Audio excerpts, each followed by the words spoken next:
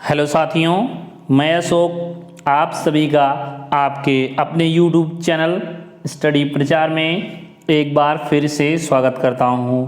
साथियों, आशा करता हूं आप लोग स्वस्थ होंगे और आपके परिवार वाले भी स्वस्थ होंगे। तो इसी आशा के साथ फ्रेंड्स, आज की जो सीरीज है सामान्य हिंदी के अंतर्गत हम पढ़ने वाले हैं वाक्य रचना के बारे में। वाक्य रचना में फ्रेंड्स हम सबसे पहले वाक्य के बारे में, फिर उपवाक्य और हम पदबंध के बारे में पढ़ेंगे। यह सीरीज सामान्य हिंदी की सीरीज और अध्याय 10 के अंतर्गत फ्रेंड्स हम पढ़ेंगे। तो चलिए हम सीरीज को आगे बढ़ाते हैं। आशा करता हूं दोस्तों आप लोग स्वस्थ होंगे और मस्त होंगे और आपके परिवार वाले भी स्वस्थ होंगे। तो चलिए हम टॉपिक वाइज यहाँ पर हिंदी कंप्लीट कर रहे हैं फ्रेंड्स। तो सबसे पहले हम पॉइंट वाइज देखते हैं, जिसमें पहला पॉइंट है साथियों कि वाक्य क्या है। हम सबसे पहले वाक्य के बारे में पढ़ते हैं, वाक्य के बारे में जान लेते हैं, उसके बाद पढ़ते हैं फ्रेंड्स। तो यहाँ पर है दो या दो से अधिक पदों का सार्थक समूह जिसका पूरा पूरा अर्थ निकलता हो उसे वाक्य कहते हैं। क्या साथियों? दो या दो से अधिक पदों का सार्थक समूह जिसका पूरा पूरा अर्थ निकलता हो उसे वाक्य कहते हैं। एक सामान्य वाक्य में मुख्यतया क्या क्या होता है? कर्ता, कर्म और क्रिया पाई जाती है फ्रेंड्स। क्या? कर्ता, कर्म और क्रिया एक सामान्य वाक्य में पाई जाती है। आइए देखते हैं नेक्स्ट पॉइंट। नेक्स्ट पॉइंट में जैसे कि यहाँ पर पहला आप देख सकते हैं, एक वाक्य है कि बुराई पर सच्चाई की जीत होती है। हमने एक वाक्य को देखा और इस वाक्य में हम देखेंगे, कह रहा कि इस वाक्य का पूरा पूरा अर्थ निकल रहा है। ठीक है साथियों, कि बुराई पर सच्चाई की जीत होती है। किसकी? बुराई पर सच्चाई की जीत होती है, इसमें पूरा पूरा अर्थ निकल रहा है। अतः यह वाक्य है, जबकि बुराई सच्चाई की जीत होती है को वाक्य का, इस वाक्य का को वाक्य नहीं कहा जा सकता है। कहने का आशय यह है साथियों कि अगर हम इसको कहें कि बुराई सच्चाई की जीत होती है, अगर इसको हम कहें तो इसका कोई वाक्य का अर्थ नहीं निकलता दोस्तों, को वाक्य हम नहीं कह सकते हैं, है ना, पूरा पूरा अर्थ नहीं निकलता। तो आगे कह रहा है क्योंकि इसका कोई अर्थ ही नहीं निकल रहा है। आइए नेक्स्ट देखते हैं। तो वाक्य के अंग को हम देख लेते हैं। सबसे पहले वाक्य के अंग की बात करें तो वाक्य के जो अंग होते हैं, वाक्य पदों का वह व्यवस्थित समूह होता है जिसमें पूर्ण अर्थ देने की शक्ति होती है। जिन अवयवों को मिलाकर वाक्य की रचना होती है उन्हें ही वाक्य का अंग या फिर घटक कहते हैं साथियों। वाक्य के जो अंग होते हैं साथियों, कि जिन अवयवों को मिलाकर हम वाक्य को बनाते हैं उन्हें ही हम वाक्य का अंग कहते हैं या घटक कहते हैं। आइए हम वाक्य के अंग या घटक के बारे में बात करें। तो वाक्य के अंग या घटक कितने प्रकार के होते हैं साथियों? दो होते हैं। कितने होते हैं? वाक्य के मुख्यतया दो अंग होते हैं और दो घटक कह सकते हैं, अंग या घटक कह सकते हैं। तो साथियों पहला है उद्देश्य और दूसरा है विधेय। साथियों गलती नहीं करिएगा, वाक्य के अंग पूछे तो दो बताइएगा। चलिए तो उद्देश्य देख लेते हैं। सबसे पहले उद्देश्य किसे कहते हैं? वाक्य में जिसके बारे में कुछ कहा गया हो उसे ही उद्देश्य कहते हैं। और उद्देश्य में कर्ता और कर्ता का विस्तार आता है। अगर हम उद्देश्य की बात करें तो उद्देश्य में कर्ता आएगा और कर्ता के साथ कभी कभी उसका विस्तार भी आ जाएगा, यह उद्देश्य के अंतर्गत आएगा। आगे हम इसको पढ़ते हैं एग्जाम्पल से। सबसे पहले हम इसको देख लेते हैं विधेय को।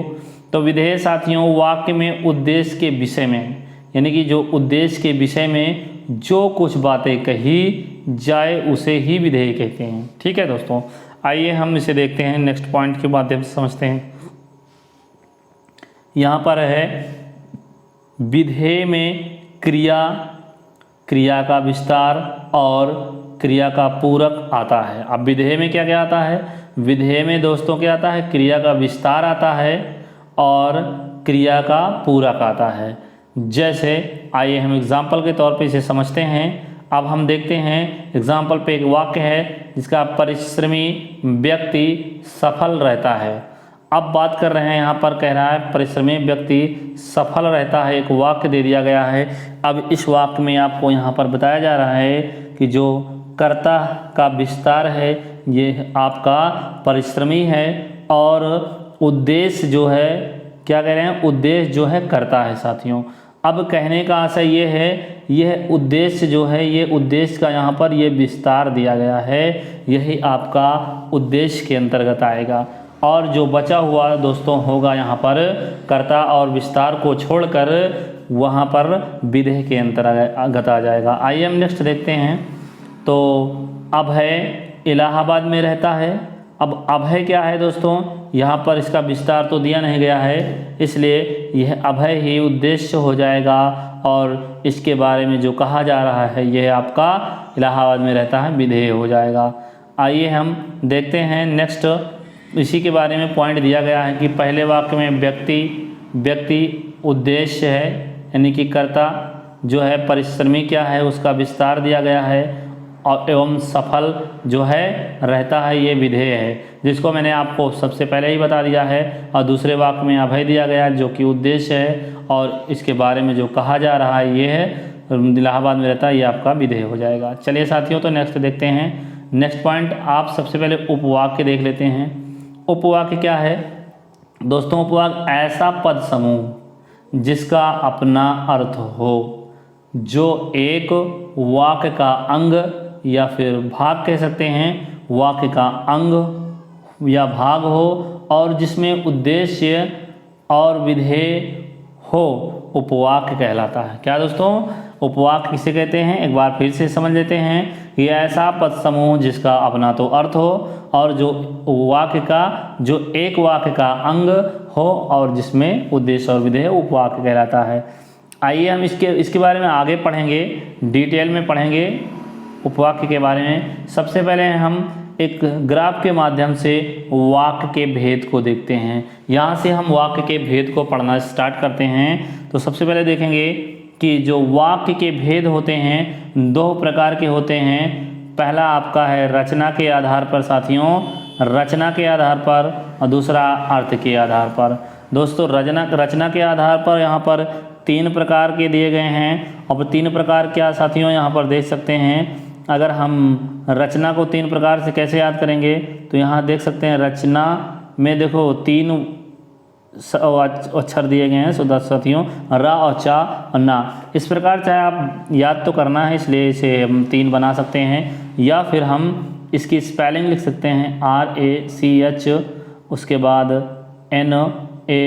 अगर हम इसको 2 जोड़े बनाएं तो ये है 2 जोड़े का 3 बनेगा। इस प्रकार आप 3 याद कर सकते हैं, या किसी भी प्रकार से आपको याद करना आप याद कर सकते हैं। तो यह 3 प्रकार के होते हैं साथियों। अब देखेंगे हम यहाँ पर अर्थ के आधार पर। अब साथियों अर्थ के आधार पर 8 प्रकार के बताया गया है। अगर हम अर्थ की स्पेलिंग लिखते हैं अर्थ, तो यह आपका दोस्तों 4 इसमें वर्ड आ जाते हैं, यानी कि 4 लेटर आ जाते हैं। अब 4 लेटर का मतलब है आपको यहाँ इसको अगर 2 से गुणा कर दें साथियों, जोड़ा बनाएंगे तो 2 ही जोड़ा बनेगा, यानी कि 2 से आप गुणा कर देंगे तो ये 8 हो जाएगा।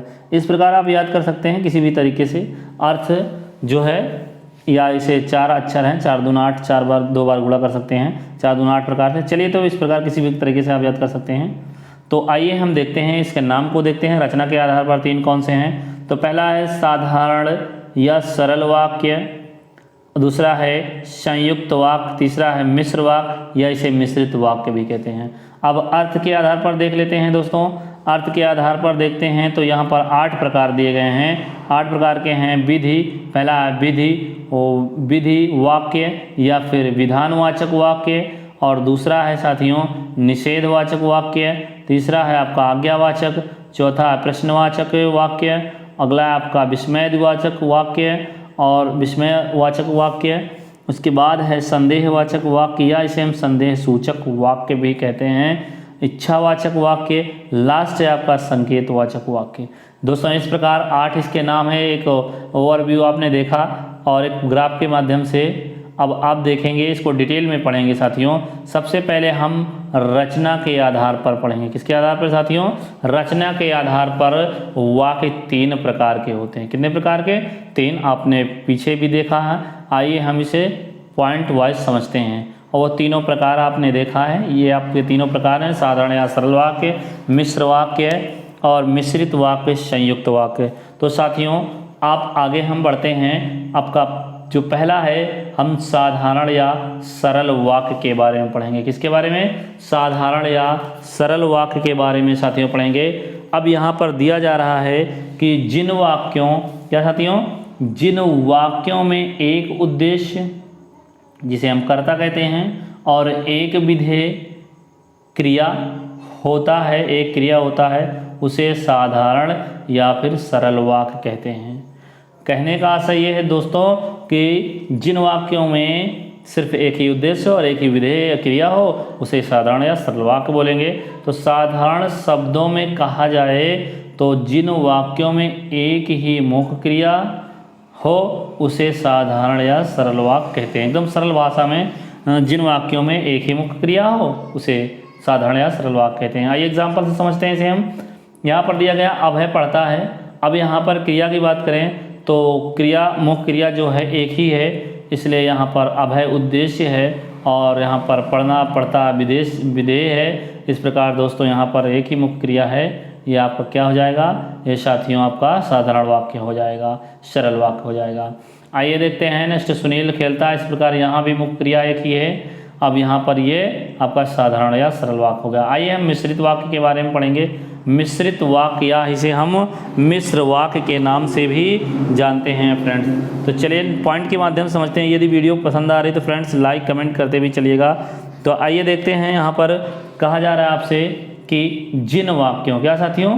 कि जिन वाक्यों की रचना एक से अधिक उपवाक्यों से की गई हो, जिसमें एक मुख्य या प्रधान उपवाक्य हो और अन्य जो हो वाक्य वो आश्रित उपवाक्य हों।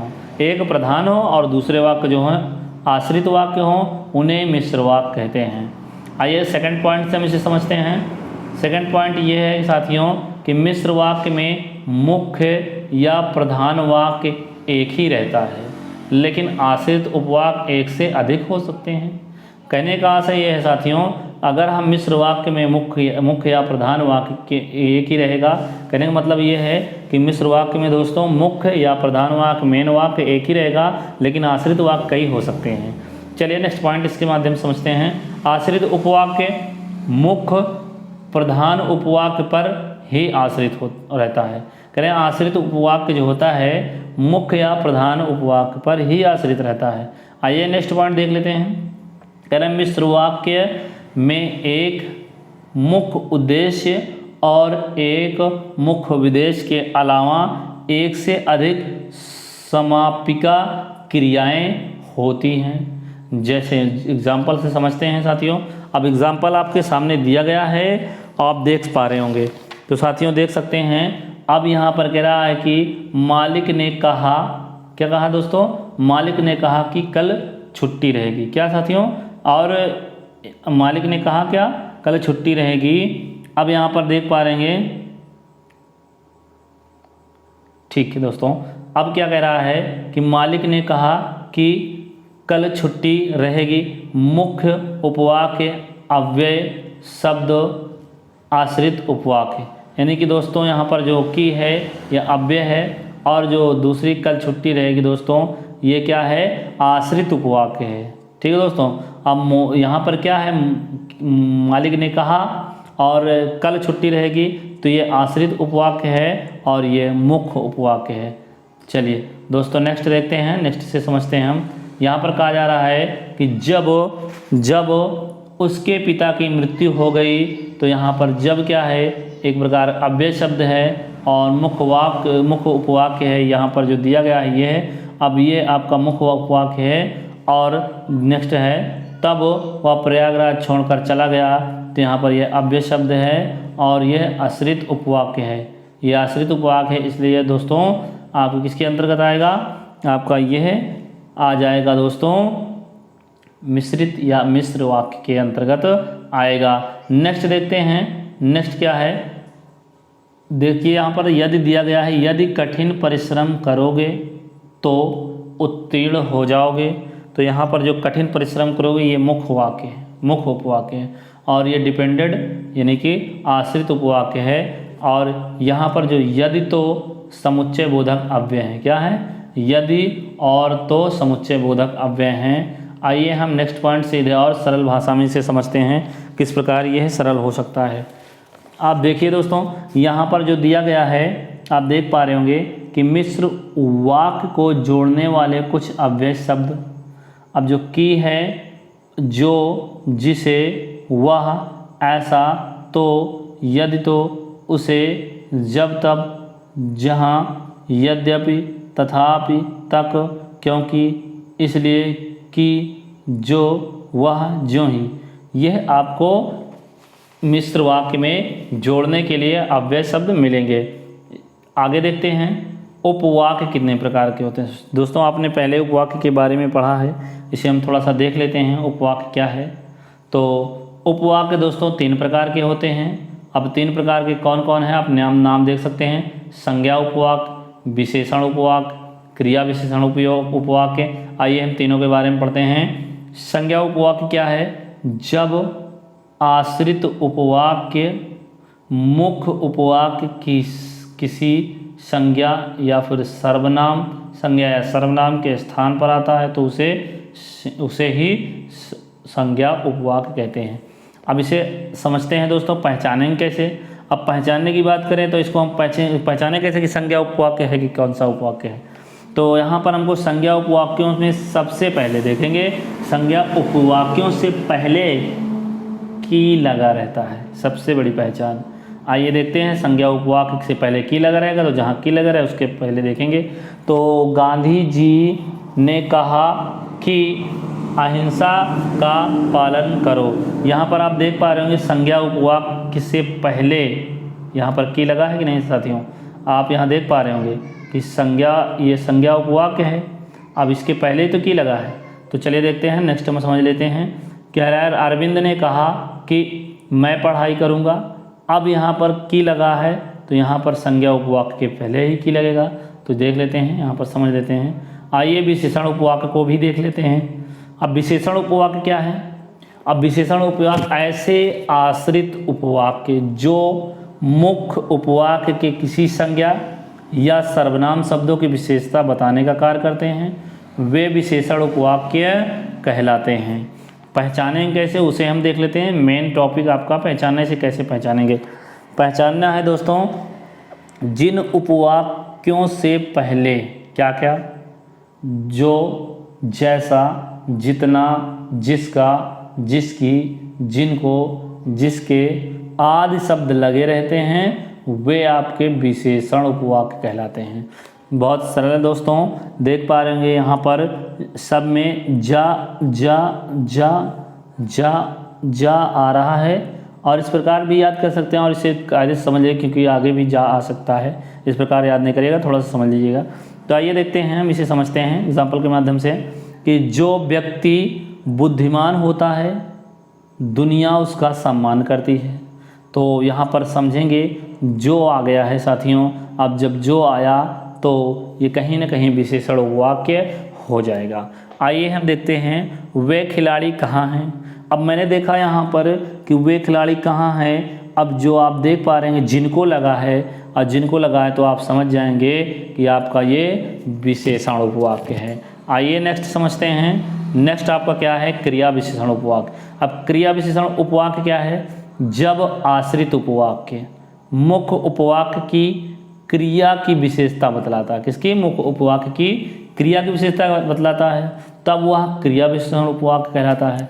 अब पहचानेंगे कैसे उसको भी देख लेते हैं। तो पहचानने में यहाँ पर 4 वर्ड हैं, 4 शब्द, 4-5 से देख लेते हैं। सबसे पहले जब जहाँ याद कर लेंगे, और यद्यपि, जो, जिधर, ये 3-5 वर्ड हैं जिसको याद कर लेंगे आपका ये क्रिया विशेषण उपवाक्य कहलाएंगे जहाँ पर भी आएंगे। आइए हम देख लेते हैं, समझ लेते हैं कि जब सुबह हुई तब हम खेलने गए। आप देख पा रहे होंगे यहाँ पर जो मैंने यहाँ बताया जब, तो यहाँ पर आपका देखो यहाँ पर जब आया हुआ है तो यह आपका क्या हो जाएगा, यह आपका क्रिया विशेषण उपवाक्य हो जाएगा। आइए देखते हैं, मैं तुम्हें वही ले जा रहा हूँ जहाँ, जो यहाँ पर आ गया है ये जहाँ क्रिया विशेषण उपवाक्य कहलाएगा साथियों, ये देख पा रहे होंगे। नेक्स्ट देखते हैं संयुक्त उपवाक्य के बारे में पढ़ेंगे।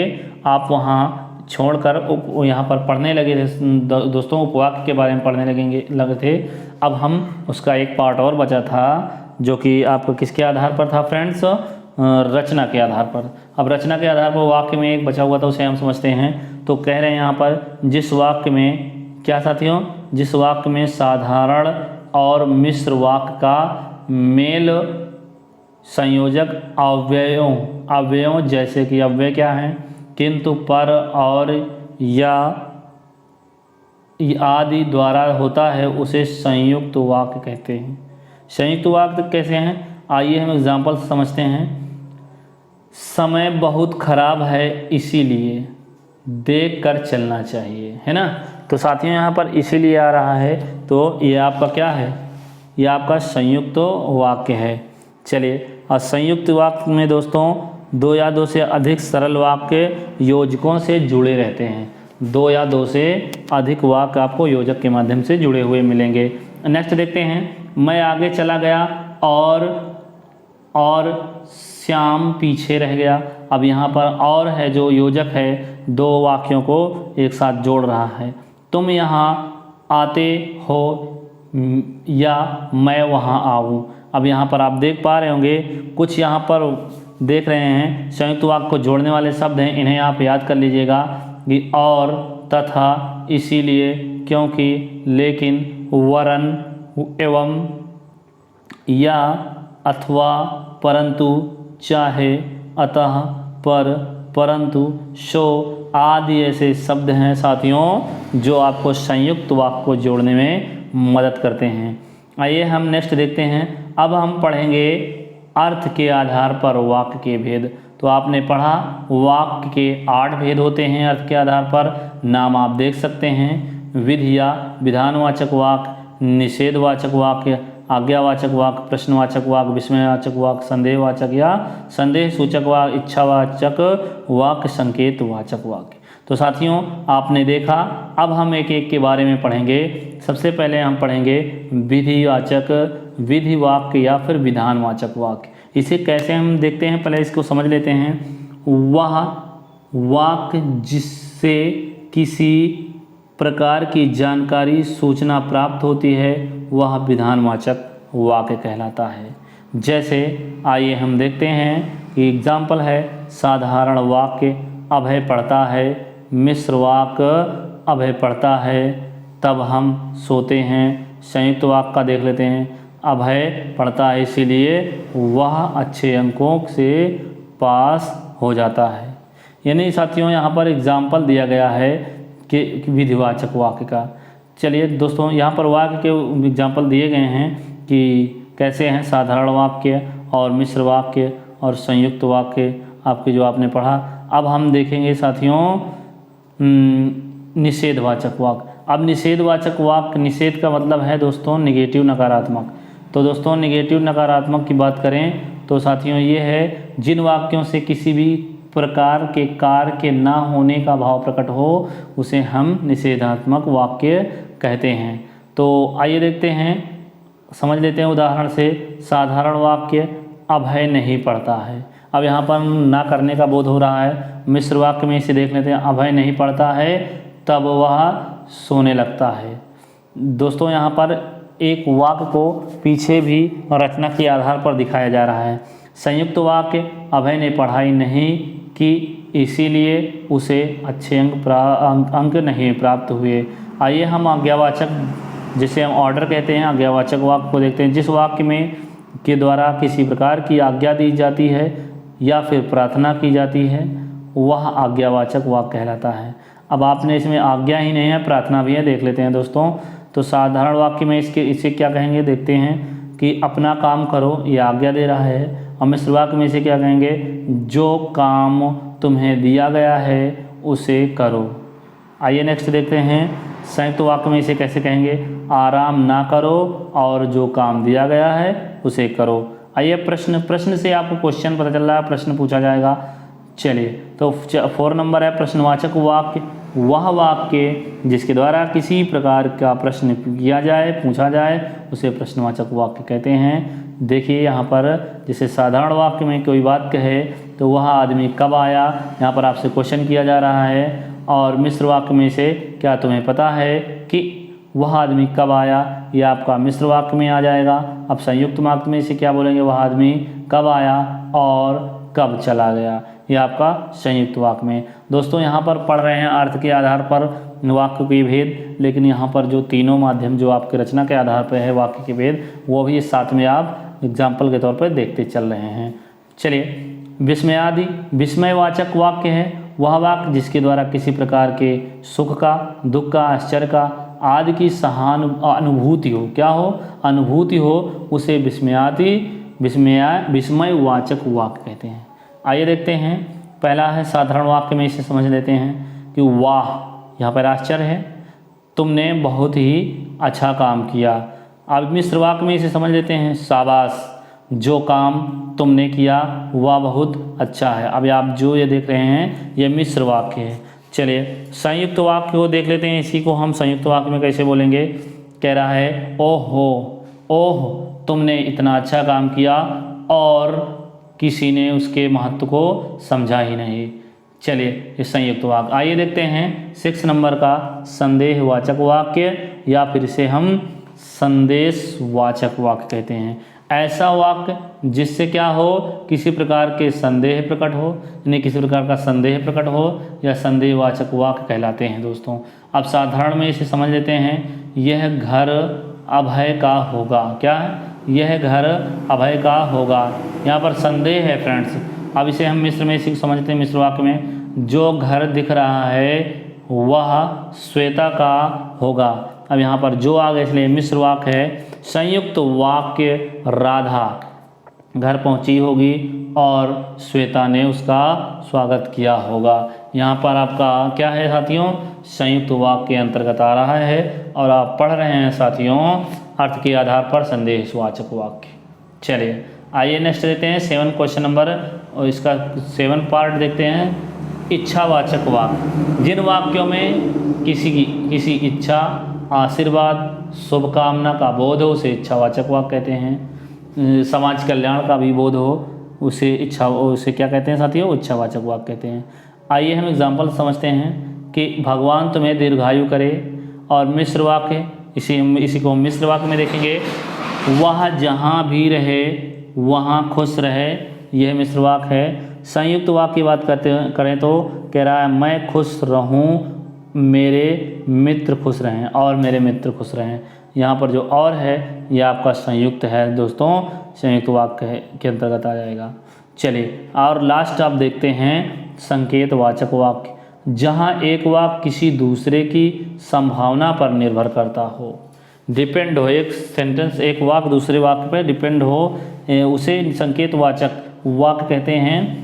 नाम से संकेत लग रहा है लेकिन यहाँ पर एक वाक्य जो है दूसरे वाक्य की संभावना पर निर्भर होगा।